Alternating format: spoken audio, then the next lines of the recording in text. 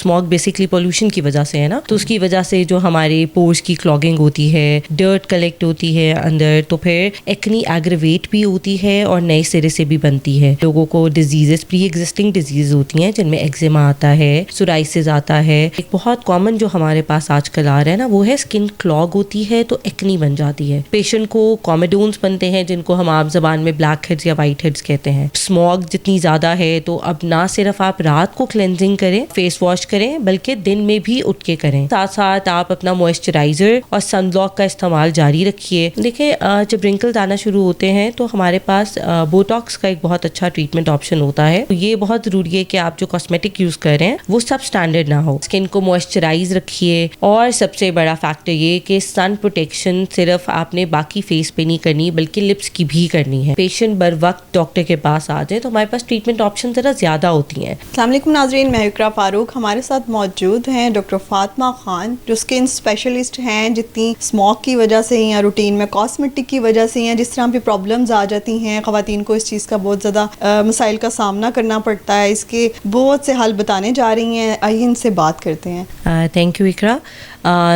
जो जैसा कि आजकल स्मॉग है बहुत ज़्यादा हुई भी है, तो हेल्थ इश्यूज़ के साथ साथ ना हमारे पास स्किन इश्यूज़ भी बहुत ज़्यादा आ रहे हैं, स्किन डिजीज़ बहुत आ रही हैं, स्पेशली कंसिडरिंग के स्मॉग बेसिकली पोल्यूशन की वजह से है ना, तो उसकी वजह से जो हमारे पोर्स की क्लॉगिंग होती है, डर्ट कलेक्ट होती है अंदर, तो फिर एक्नी एग्रेवेट भी होती है और नए सिरे से भी बनती है। प्लस जो पहले से लोगों को डिजीज़, प्री एग्जिस्टिंग डिजीज़ होती हैं जिनमें एक्जिमा आता है, सोराइसिस आता है, वो भी एग्रेवेट करते हैं। पेशेंट की जो एलर्जीज़ होती हैं, जिन को स्किन पे एलर्जिक रिएक्शंस होते हैं, उनके वो भी एग्रेवेट करते हैं। तो फॉर श्योर अगर आप स्मॉग से प्रिवेंट नहीं करेंगे तो अपना बचाव नहीं करेंगे अकॉर्डिंगली, जैसे आपको स्किन की प्रिवेंशन करनी चाहिए, स्किन केयर करनी चाहिए, तो फिर आपकी ये सारी डिजीज़ जो हैं ये एग्रेवेट करेंगी। ठीक है। स्मोक में किस किस तरह के स्किन पे प्रॉब्लम्स हैं? मतलब वो क्या लाइफ टाइम साथ चलती हैं या बस टाइम के साथ स्किन डैमेज होती है, रैशेस आते हैं, उसके क्या सिम्टम्स क्या होते हैं? जैसे स्मॉग से रिलेटेड मैंने आपको बताया कि एक बहुत कॉमन जो हमारे पास आजकल आ रहा है ना, वो है स्किन क्लॉग होती है तो एक्नी बन जाती है। पेशेंट को कॉमेडोन्स बनते हैं जिनको हम आम जबान में ब्लैक हेड्स या वाइट हेड्स कहते हैं। तो उसके लिए एक तो आपको ट्रीट करवाना बहुत ज़रूरी है, प्लस उसके साथ हम पेशेंट को एक स्किन केयर रूटीन देते हैं जो कि वो अपनी डेली लाइफ में यूज़ करते हैं, ताकि जो इस वक्त एक्नी बनी हुई है ना सिर्फ वो ख़त्म हुए बल्कि आगे भी जो है उनके नए सिरे से एक्नी और कॉमेडोन्स नहीं बने। तो एक स्किन के रूटीन होना बहुत ज़रूरी है। अगर आप चाहते हैं कि फॉर लाइफ टाइम आपके एक्नी और स्कार मार्क्स ना रहे, उनके जो दाग धब्बे पड़ जाते हैं वो ना पड़े, तो फिर आपको एक स्किन के रूटीन जो है ना रिलीजियसली फॉलो करनी चाहिए। ठीक है। अच्छा, स्मोक के अलावा जो है एज अ स्किन स्पेशलिस्ट आप क्या सजेस्ट करते हैं अपने पेशेंट्स को? रेगुलरली आपके पास रूटीन में कैसे पेशेंट्स आते हैं? अगर हम इसी को देख लें, जैसे एक्नी की बात मैं कर रही हूँ, अब पेशेंट को रिकमेंड ये किया जाता है कि आप जो हैं जो सबसे फर्स्ट स्टेप है कि क्लेंजिंग पे ज़रूर ध्यान दें। अब स्मॉग जितनी ज़्यादा है तो अब ना सिर्फ आप रात को क्लेंजिंग करें, फेस वॉश करें, बल्कि दिन में भी उठ के करें। तो कभी कभी तो आपको जो है रात में डबल क्लेंजिंग करनी पड़ती है, कंसिडरिंग जितनी पोल्यूशन है, जितनी डर्ट है। इसके साथ साथ आप अपना मॉइस्चराइज़र और सनब्लॉक का इस्तेमाल जारी रखिए, जो कि ज़रूरी है कि आपकी स्किन टाइप के मुताबिक हो, कि अगर आपकी ऑयली स्किन है तो उसके अकॉर्डिंगली आप यूज़ कर रहे हैं, अगर आपकी ड्राई स्किन है तो उसके अकॉर्डिंगली आप यूज़ कर रहे हैं। और मैडम मुझे बताएंगे कॉस्मेटिक सर्जरीज़ होती हैं, रिंकल्स के लिए हैं, स्पोर्ट्स के लिए हैं, बोटॉक्स है, इस हवाले से आप क्या क्या रिकमेंड करेंगे? बिल्कुल, हमारे पास बोटॉक्स भी होता है, फिलर्स भी होता है, लेज़र भी है। ये अकॉर्डिंग टू द पेशेंट के पेशेंट की क्या रिक्वायरमेंट है। किसी को सिर्फ एक चीज़ रिकमेंड नहीं की जाती है। जैसे अगर पेशेंट है वो उसके रिंकल्स पड़ना शुरू हो गए हैं या पेशेंट के फेस पे वॉल्यूम कम है, तो ना सिर्फ उसको बोटॉक्स बल्कि साथ में फिर फिलर्स भी आपको करने पड़ते हैं। तो वो सिर्फ एक ट्रीटमेंट से नहीं सॉल्व होता इशू, फिर आपको वो दोनों चीज़ इस्तेमाल करनी पड़ती हैं। वो थिन लिप्स के लिए आप क्या रिकमेंड करेंगी? जिसके बहुत थिन लिप्स हैं, आई थिंक सो ब्यूटी में नहीं आता है। अभी कहा जाता है जी लिप्स की शेप कुछ ब्रॉड होनी चाहिए जो कि ब्यूटी में आता है। तो इस हवाले से क्या कॉम्प्लेक्स हैं फीमेल्स को?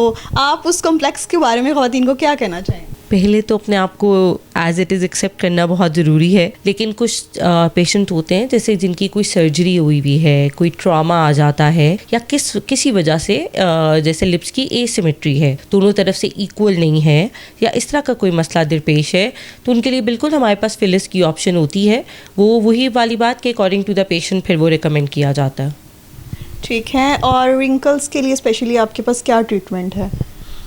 देखिए, जब रिंकल्स आना शुरू होते हैं तो हमारे पास बोटॉक्स का एक बहुत अच्छा ट्रीटमेंट ऑप्शन होता है। उसके साथ साथ लेकिन बहुत ज़रूरी होती है कि ना आप अपनी टीनेज लाइफ नहीं तो 25 प्लस में ही एक स्ट्रॉन्ग स्किन के रूटीन शुरू कर दें, ताकि आपके रिंकल्स एज से पहले नहीं आए। अगर आप सन प्रोटेक्शन नहीं कर रहे, सनस्क्रीन नहीं यूज़ कर रहे, स्किन को मॉइस्चराइज नहीं कर रहे, स्किन को हाइड्रेशन अगर नहीं पहुंच रही है, तो आपकी एज से पहले ही रिंकल्स आना शुरू हो जाएंगे।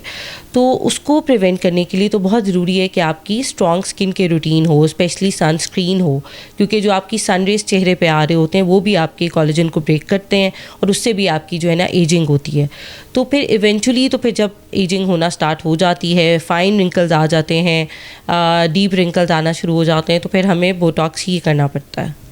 परमानेंटली जो आईब्रोज की शेप्स होती हैं या लेज़र अक्सर एक्नी के बाद जो है, या फिर हार्मोनल इश्यूज़ के बाद बहुत ज़्यादा हेयर्स हो जाते हैं फेस पे, ख़वातीन जो हैं अक्सर 15 साल की बच्चियों के भी आपने देखे हैं कि 13 के बाद तो वैसे ही होना नहीं चाहिए, लेकिन बहुत ज़्यादा ख़वातीन के हार्मोनल इश्यूज़ हैं, उस हवाले से क्या?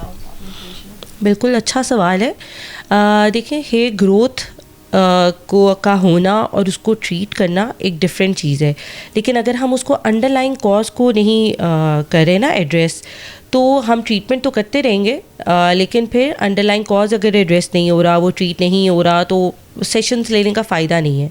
तो एक तो साथ साथ आप अपने हार्मोनल इम्बैलेंस के इशू को रिजॉल्व करिए, और उसके साथ फिर हमारे पास एक बहुत अच्छा ऑप्शन होता है लेज़र का।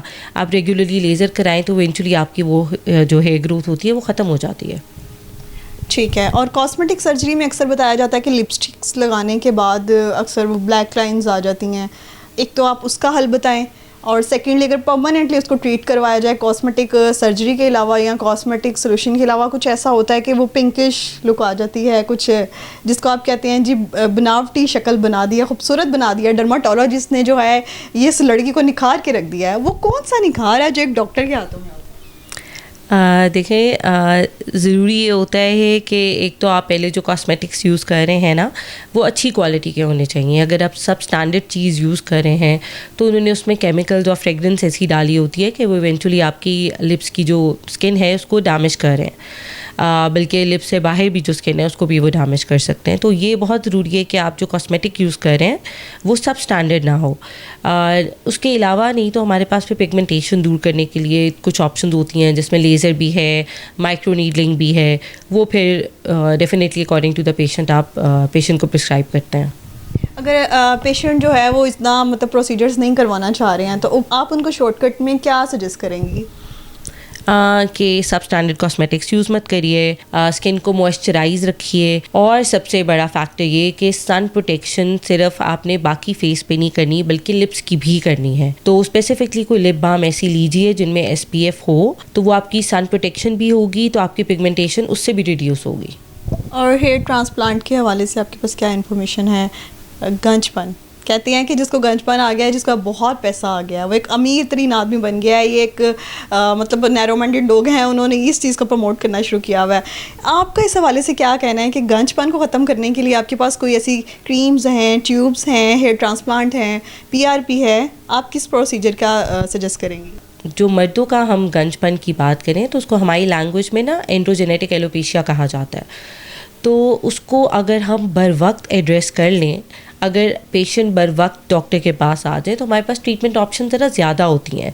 आप पेशेंट को एक तो उसके कुछ ब्लड टेस्ट करवाने पड़ते हैं आपको, उसके अलावा आपके पास ट्रीटमेंट ऑप्शंस में लगाने वाली दवाइयाँ भी होती हैं और खाने वाली दवाइयाँ भी होती हैं। इसके अलावा आपके पास ऑप्शन होती है PRP कराने की। अब हमारे पास लेटेस्ट एक आया है एक्सोसोम्स, उससे आपको बहुत अच्छे रिजल्ट्स मिल जाते हैं। लेकिन अगर इवेंचुअली पेशेंट की बॉल्डनेस इतनी ज़्यादा हो गई है कि टेम्पोरल रिसेशन बहुत ज़्यादा हो गई है, आगे से बिल्कुल बाल नहीं रहे, तो फिर एक एंड पे सोल्यूशन एक ही रह जाता है, वो है हेयर ट्रांसप्लांट। जी बिल्कुल, जैसा कि आपने डॉक्टर फातिमा खान की सारे सजेशंस सुने, सारी गुफ्तगू सुनी और उसमें बहुत से आपके मसाइल के हल भी आपको मिल गए होंगे। डिटेल के लिए आपको मज़ीद जो है इंफॉर्मेशन इनकी पेज से भी मिल जाएगी। डॉक्टर फातिमा ख़ान के नाम से इनका फेसबुक पे पेज है, इंस्टाग्राम पे पेज है, आप टिकटॉक पे हर जगह इसको सर्च कर सकते हैं, गूगल कर सकते हैं, आपको इन्फॉर्मेशन मिल जाएगी। और इसी के साथ साथ जो है आपको रेमेडीज़ के साथ डॉक्टर्स, डर्माटोलॉजिस्ट की भी राय को अहमियत देनी चाहिए और आपको प्रॉपर प्रोसीजर्स करवाने चाहिए, अपनी ट्रीटमेंट स्किन का करवाते रहना चाहिए ताकि इसके साथ साथ आपकी स्किन ग्रोइंग रहे, एज से पहले जो है रिंकल्स ना आए, इसके प्रोटेक्शंस करने चाहिए। और इसी के साथ साथ अगली स्टोरी का इंतज़ार कीजिएगा। मुझे दीजिए इजाज़त। इकरा फारूक, अल्लाह ने के बाद।